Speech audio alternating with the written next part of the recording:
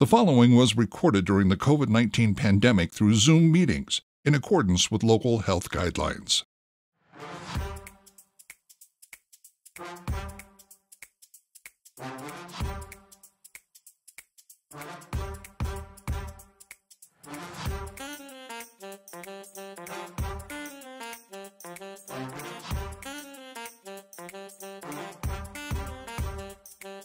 Hi, I'm Mike Maloney, and welcome to another CSRM podcast. Today's episode is hosted by Dr. Greg Linville.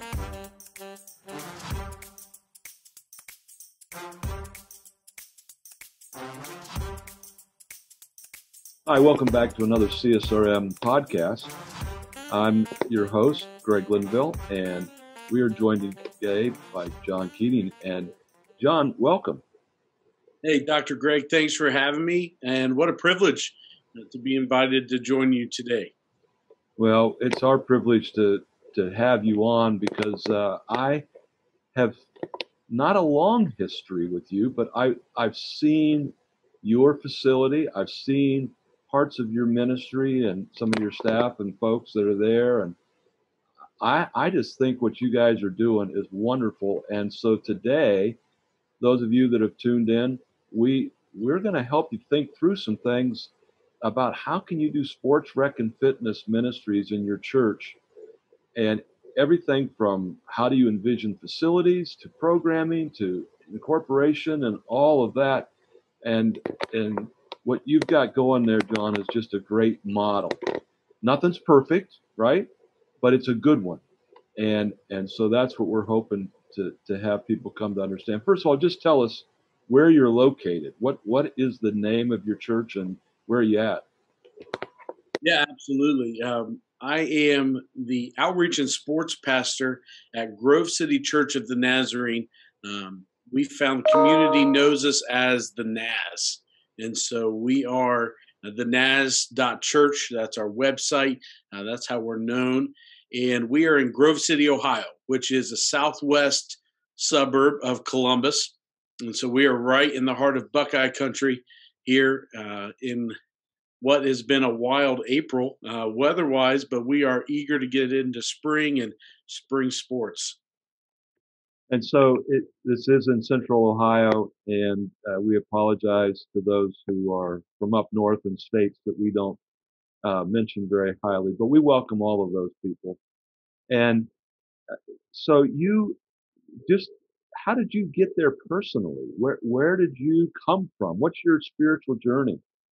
Yeah, great question. I was actually fortunate to grow up here in Grove City.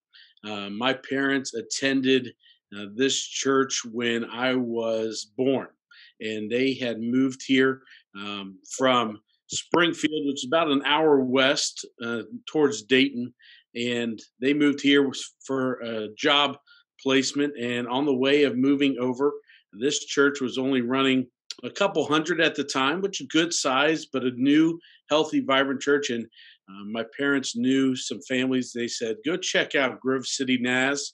And so they were members here. I grew up here and attended the Christian school that was very young early on in its stages.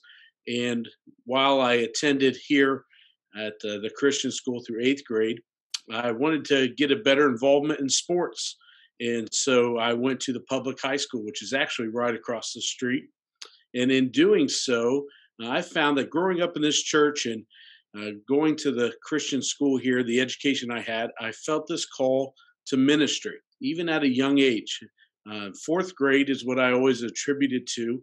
I felt a call to be a missionary, actually. And so that drove me through high school and then pursuing college. I wanted to study ministry. And so I had some scholarship offers, some collegiate play in the sport of soccer, believe it or not. That was my sport that I pursued, but I was very limited on the schools that I could go attend because I wanted to study ministry.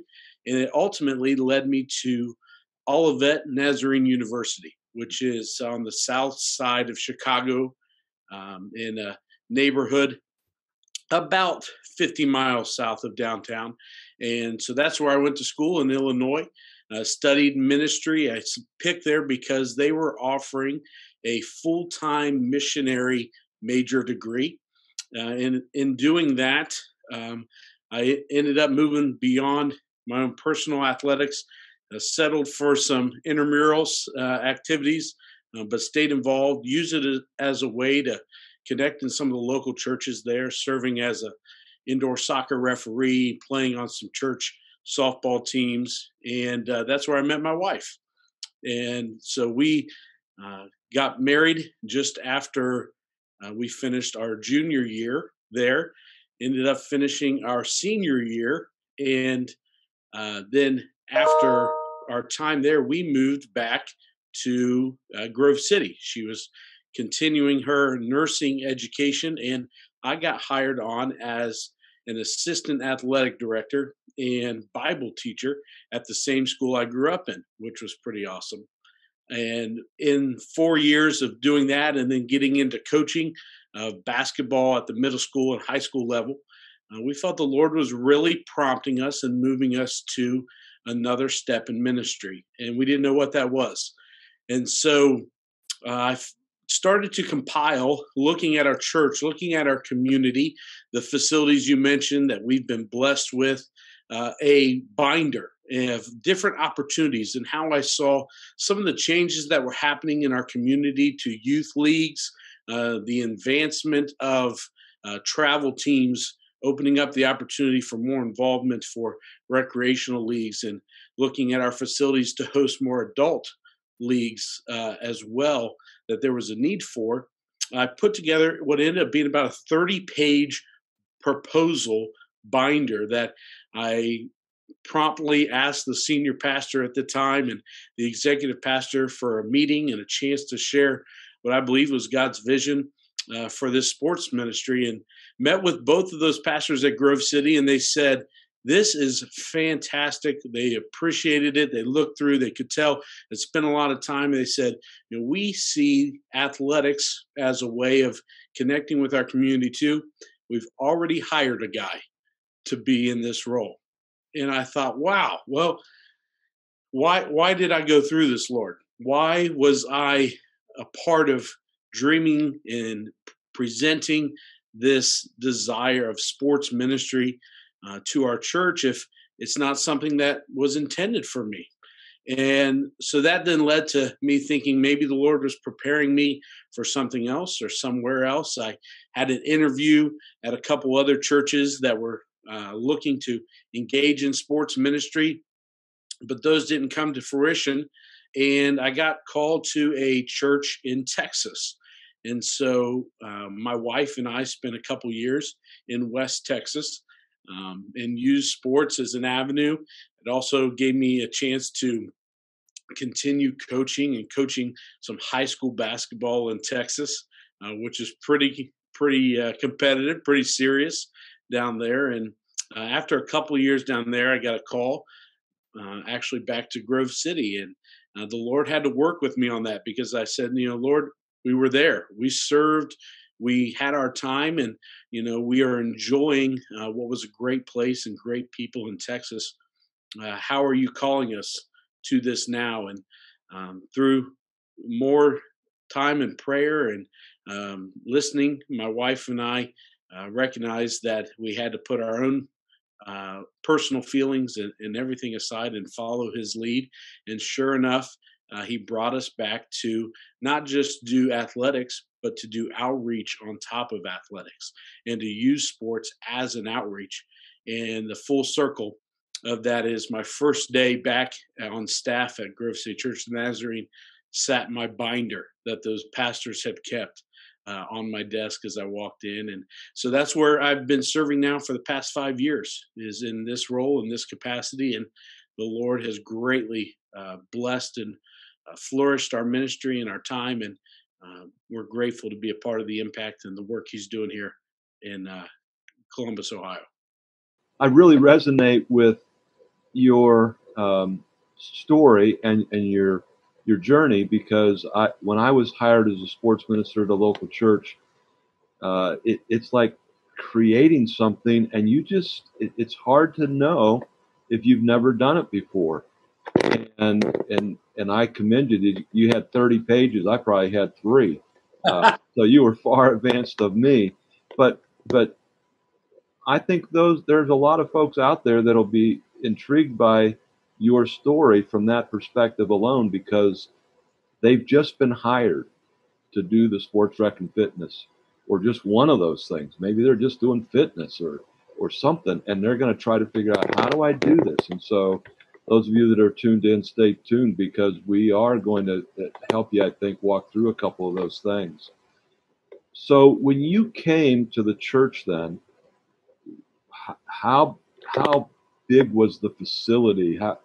Give us some of the demographics of the church itself, and give us a kind of a eagle-eye view of the facility that you came into. Yeah, so here at Grove City, we're very blessed, Doctor. And I know you've had the privilege to tour our campus.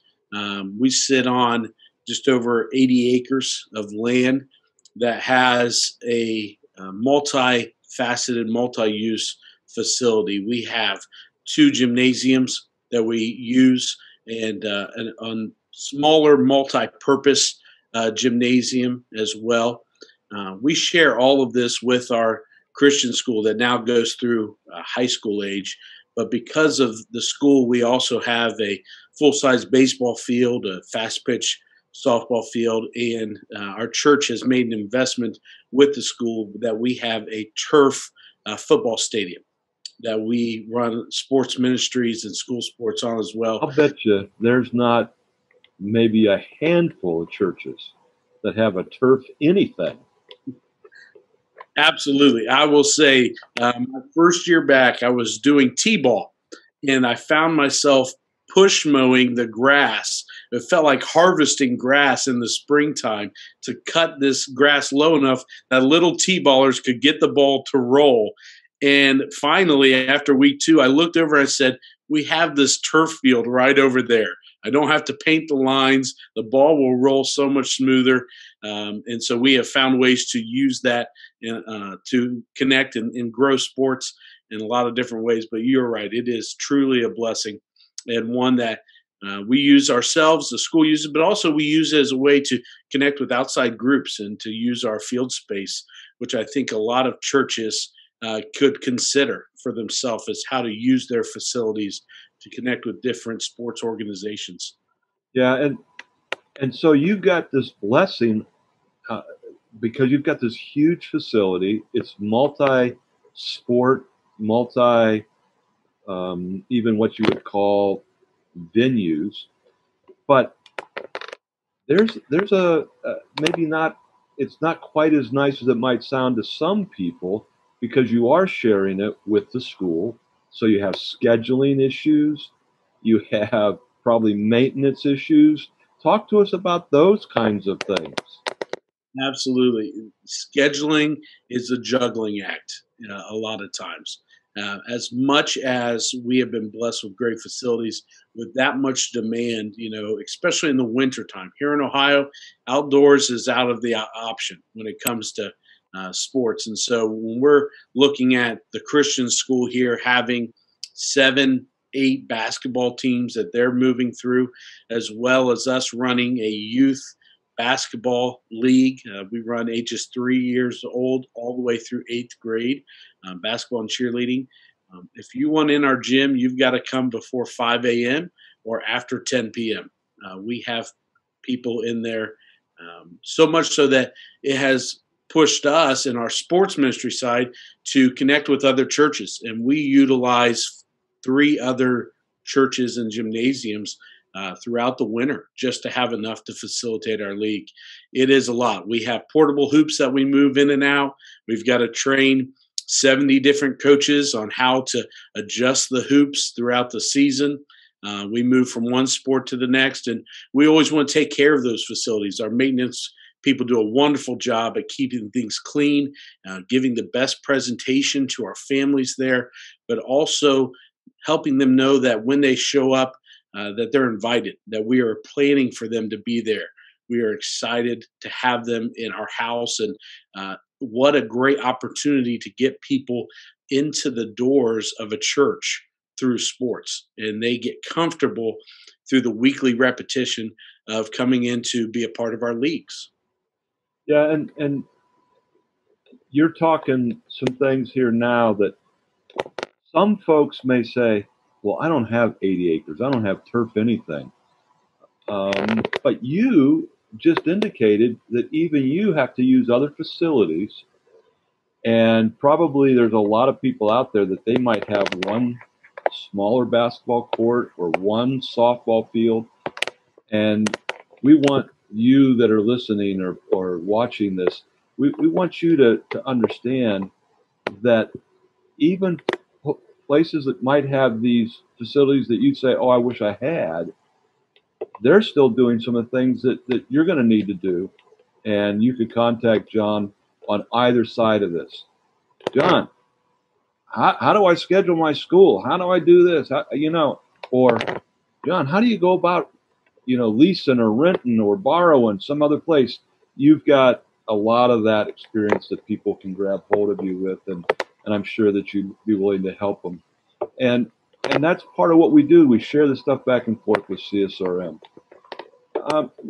Before we go too much further down the road on the actual ministry of what you're doing, we started out with your journey in this segment, and we found out how you came and how God used your experience and background, and He's brought you where you're at now. Give a word on that continuing journey. How do you, as a sports minister and directing all this that's going on, how do you stay fresh with Jesus? Yeah, that's a great question. I appreciate that because, like an athlete, it takes intentionality with that. It is very easy for the schedule to fill up. I love that intentionality. Go. That has every bit of the training and preparation that you're going to put into playing a sport or running a sport, league or something. You have to have that for yourself. And I'm sure there are seasons, in all transparency, that I'm doing better at that than others. But what I have found is scheduling and being purposeful with that for my own self personally, for my family. It comes with some intentionality. I have greatly appreciated the advancement with technology that you can have applications and studies right to your phone, set with reminders. All of that is purposeful. But I'm very fortunate to have an environment here just within our own church staff and our own volunteers that everything we do, and it shows up even in our leagues, is ministry minded, intentional moments of prayer at everything that we do within our own staff.